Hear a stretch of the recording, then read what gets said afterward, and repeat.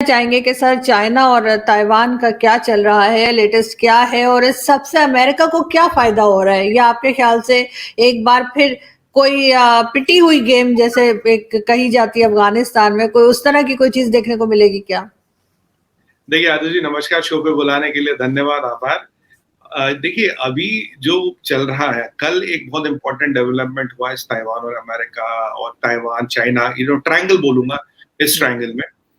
कल क्या हुआ, अगर आपने देखा होगा, अगर आप थोड़ा पीछे जाए तो पहले नैन्सी पेलोसी वाला प्लेन आता, फिर एक डेलीगेशन आती, फिर एक और सेनेटर यूएस की आती है कुछ दिन पहले, और उसके 48 घंटे बाद यूएस अपने 2 बड़े डिस्ट्रॉयर को भेज देता है स्ट्रेट्स ऑफ ताइवान। इसके पीछे क्या हो रहा है, एक कंबाइंड बैटल ग्रुप को भेज देता है स्ट्रेट्स ऑफ ताइवान की तरफ। 2 कंबाइंड बैटल ग्रुप्स इनके साउथ चाइना सी में ऑलरेडी है, ठीक है, जंगी बेड़ा जिसे कहते हैं। तो ये है, और आपको याद होगा वहां यूके का भी एक बेड़ा ऑलरेडी तैनात है।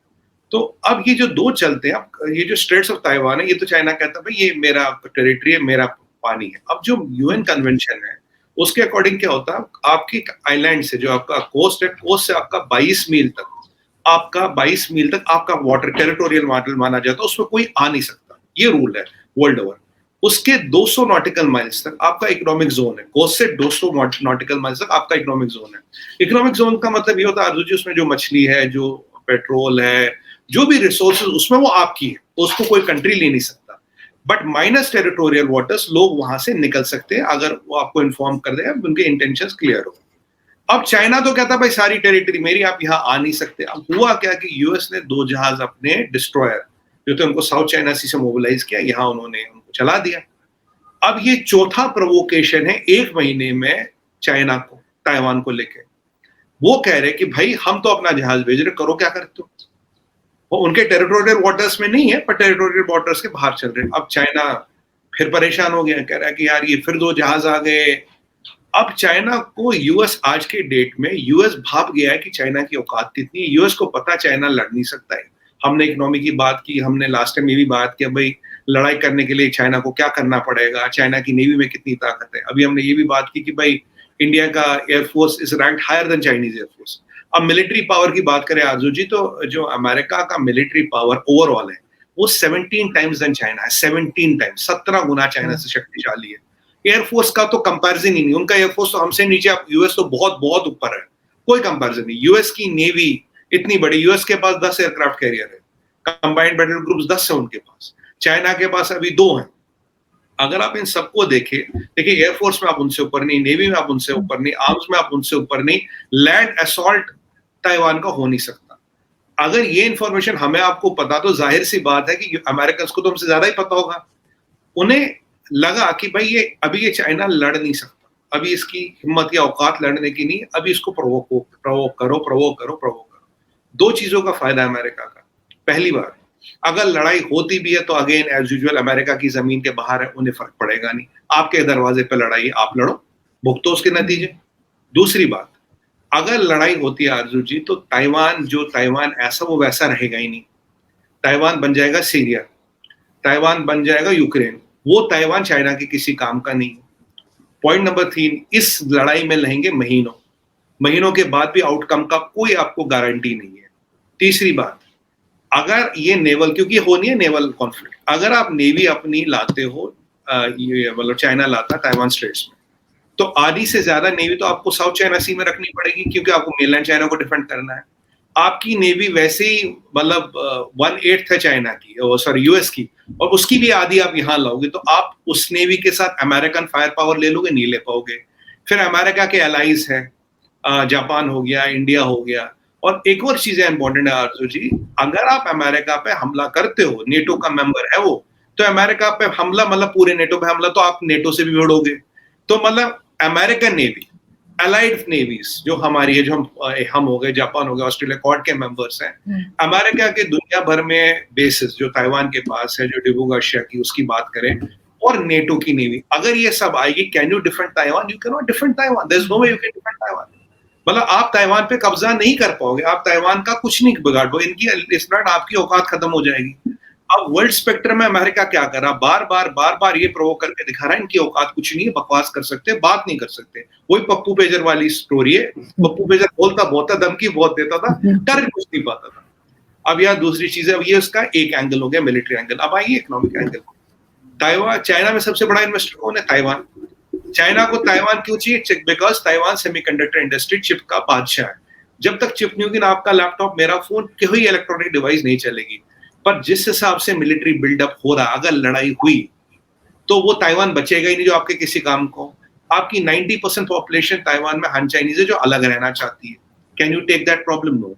और एक और चीज हुई आजू जी, ताइवान को पीछे यूएस ने बोला हम आपको 6 महीने का एम्युनिशन की गारंटी लेते हैं, 6 महीने तक हम आपको अनइंटरप्टेड एम्युनिशन देंगे। और अभी तो काफी चीजें अभी इंटरनेशनल मीडिया में साफ हो गई है कि यूएस के स्पेशल फोर्सेस वहां डिप्लॉयड है, यूएस के मरीन्स वहां डिप्लॉयड है, करीब 100, 200, 500 लोग वहां डिप्लॉयड है। यूएस उन्हें एडवांस मिसाइल शील्ड्स दे रहा है, यूएस उन्हें अपग्रेडेड एयरक्राफ्ट दे रहा है। और ताइवान ने पिछले इतने सालों से एंटी शिप और एंटी सबमरीन वॉरफेयर ही डेवलप किया, क्योंकि आना आपको जहाज से, समुद्री जहाज से पड़ेगा उनको लेने, जरा लैंड लॉक है नहीं, आप एयर से आ नहीं सकते। 3 लाख की फौज है ताइवान के पास, 3 लाख की। चाइना के पास 8 लाख 9 लाख है, इनके पास 3 लाख है। और अर्जुन जी एक और इम्पोर्टेंट चीज यहाँ मेंशन करना है कि जब रशिया यूक्रेन की लड़ाई हुई और चाइना अपने हाव भाव दिखाने लगा, ताइवान के पास 3 लाख के रिजर्व थे। आज के डेट में ताइवान के वो रिजर्व बढ़ के 2 मिलियन हो गए, यानी कि 20 लाख हो गए। और ये 17 लाख लोग खुद गए हैं, गवर्नमेंट ने नहीं बुलाया इनको, कोई प्रेशर नहीं है। कोई टैटू आर्टिस्ट है, कोई मतलब परचून की दुकान चलाता है, कोई सिविल इंजीनियर है, ट्रांसमिशन इंजीनियर है। वहां आज रात भर ताइवान में लाखों लोगों की ट्रेनिंग होती है आर्म्स के साथ, and at the need of the hour they will be all given arms. तो अब आप सोचिए, आपके पास अगर आप आइलैंड में आ भी जाते हो तो आपके पास 2 लाख का रिजर्व है विच इज आर्म्ड, और ये आइलैंड छोटी जगह। तो 2 लाख के रिजर्व से लड़ने के लिए आपको 6 लाख, मतलब 2 मिलियन के रिजर्व से लड़ने के लिए आपको 6 मिलियन, 60 लाख की फौज लानी पड़ेगी।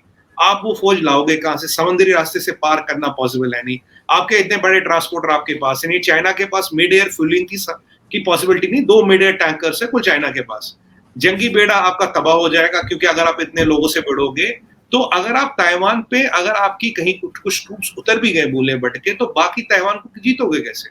अब आपको मैं दिखाऊं, अब एक कंपैरिजन करते हैं। देखिए, जो सदाम हुसैन थे, उनका ये छोटा मोटा रिपब्लिकन गार्ड था। अमेरिका और सदाम हुसैन की कोई ताकत का कंपैरिजन नहीं था। 49 डेज तक सद्दाम ने अमेरिका को रोका, क्योंकि जमीन की लड़ाई है। आपको याद होगा, हमने बात की थी अर्जुन जी, जब रशियन यूक्रेनियन कॉन्फ्लिक्ट हुआ, मैंने कहा अर्जुन जी ये महीनों चलेगा। कुछ लोग कह रहे 3 दिन चलेगा, मैंने कहा महीनों चलेगा। जब ये जंग मैन टू मैन होती है ना सड़क पे, तो ये महीनों चलती है। अब आप देखिए 6-7 महीनों की जंग चल रही है, और रशिया और यूक्रेन के फायर पावर का मुकाबला नहीं कोई।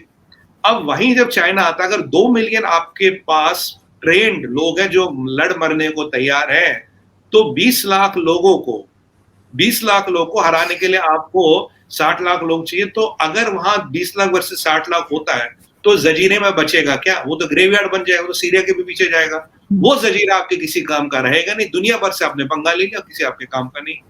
एक और एंगल है, अगर हम चाइना में कोई बड़ी 2-3 डेवलपमेंट्स को देखें, चाइना की इकोनॉमी अगर ये लड़ाई करती है तो एक्सपर्ट्स का मानना है ये 50 साल पीछे चली जाएगी। और अमेरिका बिल्कुल यही चाहता है, कहता यार गलती हो गई, तुम्हें अपने आसपास ला दिया, तुम दिक्कत बहुत है, लड़ लो हमारे साथ। जंग होगी तुम्हारी जमीन पे, तुम्हारे पानी पे, हमारी जमीन पे नहीं होगी। नेवी तुम आधी ला पाओगे, एयरफोर्स तुम्हारी इतनी है नहीं, आर्मी का तुम्हारी कुछ कर नहीं पाएगी, ठीक है। अभी यूएस मरीन्स वगैरह क्या कर रही है? ट्रेनिंग कर रहे हैं वहां लोगों की, उनको वॉरफेयर दे रहे, हथियार इनके पास है।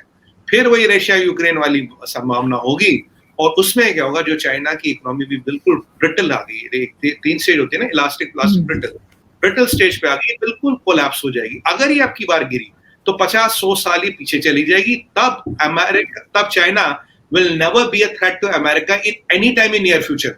अमेरिकन गेम ये है, अमेरिकन प्रोवोकेशन इसलिए है, उन्हें पता जी जिनपिंग का चेहरा सब कुछ है, वो अगर खेल गया तो हमारे लिए तो फायदा है, खेल गया तो चाइना नाम की जो मुसीबत है हमारे जियोपॉलिटिकल रडार से दूर खत्म हो, पूरी ये दिक्कत ही खत्म हो जाएगी। इनको जिंदगी में एक मौका मिला था, अगर ये आपकी बार लड़ ली, वो मौका भी गया। अब देखिए 2-3 बड़ी इंपॉर्टेंट चीजें आई। एप्पल ने अपने साथ चाइना से बंद किया, आपने देखो, मजदा ने दुकान बंद कर दी, होंडा ने मुकान कर दी, टोयोटा दुकान बंद करने के कगार पे है। वो कह रहे हम चाइना से निकल गए। टेस्ला जो इलॉन मस्क, जो इनका खास चचेरा भाई है चीनियों का, उसका भी बंद है। पावर नहीं है, हफ्ता 10-10 दिन का लॉकआउट लगाया, जीरो कोविड चालू है, millions of hectares of land is under drought. 5 में से 4 बड़े रिवर सूख गए। यांगसे, जिसे हम इंडिया में ब्रह्मपुत्र कहते हैं, उसमें पानी 40% लेवल पे है। इस सब परिस्थिति को देखते हुए एक्सपोर्ट्स डाउन है, इकोनॉमिक आउटलुक 3 से भी नीचे आ गया है, 3 से भी नीचे आ गया। नेक्स्ट ईयर का इकोनॉमिक आउटलुक कोई दे नहीं रहा। हाईली लेवरेज्ड इकोनॉमी है। और कल परसों एक और जो बड़ी रियल एस्टेट कंपनी जिसकी मैं बात करता था, वो भी फेल हो गई, उसने डिफॉल्ट कर लिया। आपने फिर लोगों के पैसे नहीं दिए। और यही नहीं आरजू जी, अब एक और चीज हो रहा है, जो रियल एस्टेट में जो लोग थे ना, जिनको जो मॉर्टगेज लेते, मतलब लोन लेते मकान के लिए, पैसा देते, millions of people are not paying mortgage. भैया हमारे पास पैसे नहीं देने को, हम दे कहां से मॉर्टगेज? ऐसी परिस्थिति में चाइना लड़ नहीं सकता, economically it can not sustain. और एक और चीज हुई अभी एक 2-3 दिन पहले, एक दिन पहले एक मेमो निकला है आरजू जी।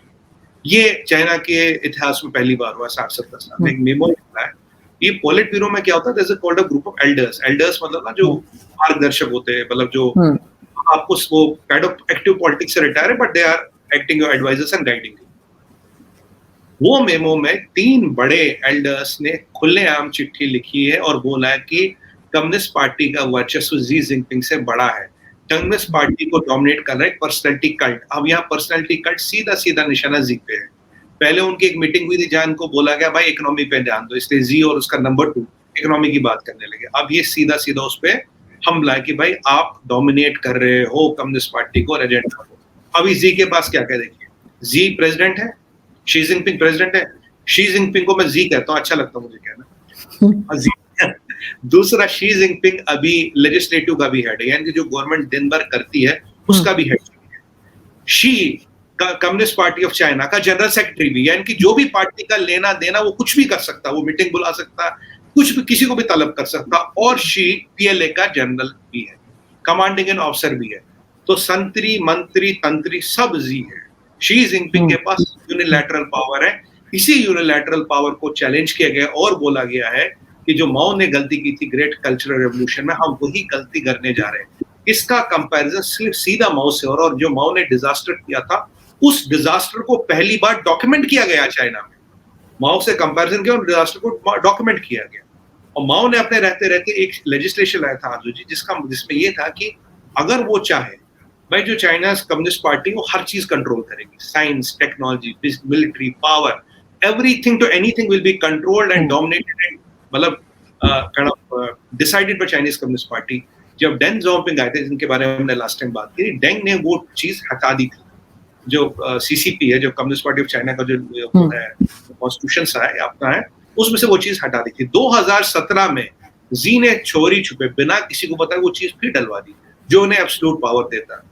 अभी अक्टूबर में पॉलिट ब्यूरो का, ये अभी अगला महीना हमारा सितंबर में तो आएगी लगभग पॉलिट ब्यूरो कांग्रेस की मीटिंग है। तो अब होगा क्या होगा, इसको 4th टाइम मिलेगा नहीं मिलेगा, क्योंकि जी चाइना के लिए लाइबिलिटी बन गया है। अमेरिकन का गेम बिल्कुल सिंपल है, इसको इतना जलील करो, या तो तुम इसको हटा दो। अगर लड़ेगा तो वैसे ही खत्म हो जाओगे सारे। तो which ever way they play, Americans have the upper hand. ये बताता है। आप बिल्कुल ठीक कह रहे हैं कि जाहिर है हर तरफ से प्रेशर है चाइना के ऊपर, लेकिन साथ साथ यूके की तरफ से भी एक न्यूज ये भी चल रही थी कि ये कहा जा रहा है कि चाइना को वर्ल्ड के लिए थ्रेट बताया जा रहा है। तो वो इसको आप कैसे देखते हैं कि इतना ज्यादा, मतलब क्यों खौफजदा है लोग? देखिए आनंद जी, ये एक अजीब सा फिनोमेना है। 2015 में शी जिनपिंग या जी जिनपिंग जो आप कहें उसे, पिंग पोंग भी कहता हूँ मैं कई बार, वो गए थे लंदन में। क्या गया जी, लंदन में इनको खूब बग्गी में बिठाया गया, सेरेमोनियल वेलकम दिया गया, बकिंगम पैलेस में क्वीन को लाया गया। जब ये क्वीन को लाते हैं तो समझिए मतलब कुछ बड़ी चीज है। क्वीन के साथ वो जाम से जाम टकरा रहे थे, चीयर्स हो रहा था, toast to the Queen and all. तब ये डेविड कैमरॉन शायद उनके प्रधानमंत्री थे, उन्होंने बोला था it's a golden era of China UK relation. ये 2015 की बात है, 5-7 साल पहले, ज्यादा लंबी बात नहीं, मतलब हम बहुत पहले बात नहीं करे, 30-40 साल पहले की बात नहीं। अब यहाँ हुआ कि ग्रेट, वो उनको रात को बाहर ले गए थे, चिप्स विप्स खिला रहे थे, बियर पिला, ऐसे लग रहा है जैसे 2 दोस्त घूम रहे हैं भाई, बहुत सालों बाद कॉलेज के बाद मिले हैं तो आज थोड़ा घूम फिर आए। अब होता कि धीरे धीरे चाइना का जो असली रूप है दुनिया के सामने आता रहा। अब 2015 का चाइना, क्योंकि 2015 में ये जो मैंने आपको लेजिस्लेशन अभी बताई, इसलिए मैंने ये बताई थी, ये 2015 में शी जिनपिंग के पास नहीं थी, और तब ना ही इसको एक यूनिलैटरल पावर दिया जाता था, तब कुछ चीजें इससे निकाली भी जा सकती थी, जो डेंग ज़ाओपिंग ने कहा था ऐसा ही होना चाहिए, इसने वो लेजिस्लेशन लाई और माओ वाली हरकत इसने फिर कर दी। अब 2017 में ये जैसे ये डेलीगेशन आएंगे, आप देखेंगे 2018 से चाइना के तेवर बदल के सबके साथ ज्यादा असर्टिव हो गया, मुझे ये भी चाहिए, मुझे ये भी चाहिए, मुझे ये भी चाहिए। ये 2018 में होता है, जब ये चुपचाप ये डेलीगेशन वापस इंसर्ट करा पाता है। अब क्या होता है, अब धीरे धीरे आप देखिए, फिर ये चाइनीज वायरस आया, सबको सामने पता है, यूके ने खुलेआम बोला भैया हमें हुआवे नहीं चाहिए, टेकअपल कर लो, हमें 2024 तक या 2026 तक सारा चाइनीज इक्विपमेंट टेलीकॉम से हटा दो। यूके ने बोला। अच्छा, यूके यहाँ डिसाइसिव है, यूरोपियन यूनियन वाले अब भी इधर उधर घूम रहे हैं कि चाइना है क्या, और यूके ने ये भी बोला, पहले उन्होंने एक फॉरेन पॉलिसी डॉक्ट्रिन इशू किया था जिसमें बोला ये हमारा सीरियल कॉम्पिटिटर है, सीरियल कॉम्पिटिटर है, मतलब ना ये मतलब ना एक जो मतलब आप कुछ करो मैं वही करूंगा, आप कुछ, एक होता कंपटीशन, एक होता मैन टू मैन मार्किंग, मैं ये हमारा सीरियल कॉम्पिटिटर है। अभी जब ये बात हुई, ये सब चल रहा था, अब यूके ने पीछे क्या किया, यूके ने अपने 2 वॉरशिप्स भेजे थे साउथ चाइना से, क्वीन एलिजाबेथ डिस्ट्रॉयर को यूएस के कहने पे उन्होंने साउथ चाइना सी भेज दिया, कंबाइंड बैटल ग्रुप, मतलब पूरा जंगी बेड़ा उन्होंने साउथ चाइना सी भेज दिया, और उनके डिस्ट्रॉयर तो 5 साल तक वहां रहेंगे। तो यूके यहाँ अपनी नेवी मोबिलाइज करा गया चाइना, पहले इनको बग्गी में बिला रहे थे, वो बेयर शेयर पिला रहे थे, वो पैक से जाम टकरा रहे थे, 2 साल में इन्होंने अपनी औकात दिखा दी, तो जंगी बेड़ा अब उनका साउथ चाइना सी में। अब देखिए यूके और यूएस तो साथ के पार्टनर, जो यूएस करेगा वो यूके करेगा, साथ चलेंगे ये। अब यूके को चाहिए अपना वर्चस्व, अब देखिए यूरोपियन यूनियन से ये क्यों निकले, इन्हें अपना वर्चस्व दिखाना दुनिया को, कि यूरोपियन यूनियन में दबके रह गए थे। अब होता क्या आरजू जी, ये सब चीजें हो रही है। अब चाइना के साथ ट्रेड की बात करें, 100 बिलियन का ट्रेड है, but 3rd biggest partner invest करता है आपका यूके में इंडिया है। हमारे साथ ट्रेड में वो 17वें 18वें नंबर पे आते हैं। चाइना हमारे साथ इतना ज्यादा ट्रेड नहीं उनका, बट इन्वेस्टमेंट्स में नंबर 3rd है, और वहां पे जो 100 बिलियन का ट्रेड करते हैं आलू जी, 70 करीब आई थिंक 30 बिलियन का ट्रेड डेफिसिट है यूके का, 30 से 35 बिलियन का ट्रेड डेफिसिट है चाइना के साथ। फिर वही कहानी चाइना की याद आ गई, हमारे साथ काम। लेकिन हमारे यहाँ सुमित जी, हमारे यहाँ ये इम्प्रेशन भी है कि शायद सुपर पावर बनने जा रहा है चाइना, इसलिए इंडिया परेशान है, और बाकी जितने लोग भी उसके अगेंस्ट है वो इसलिए परेशान है क्योंकि अमेरिका को टफ टाइम सिर्फ चाइना दे सकता है, और चाइना सुपर पावर बनने जा रहा है। कि ये बात आप किस तरह देखते हैं? इसका भी जवाब देता हूँ, पहले ये कंप्लीट करो आता हूँ। तो आरजू जी, अब ये ट्रेड रात में बंद नहीं हो सकता। अब देखिए, जो मैडम लिज है, जो फाइनेंस सेक्रेटरी प्राइम मिनिस्टर के लिए पोस्ट के लिए, और ऋषि सुनाक है, इन दोनों में रेस लगी आरजू जी। एक ने कहा China is the threat to world peace and UK, Liz madam कहती है China is the most potent threat to internal security of UK. अब ये कह रही जब मैं आऊंगी तो मैं इनको बहुत मोस्ट डेंजरस नेशन ऐसा कुछ खिताब दूंगी, मतलब यूके इनको डिक्लेयर करेगा हमारा ये स्वर्ण एनवी नंबर 1 थ्रेट है।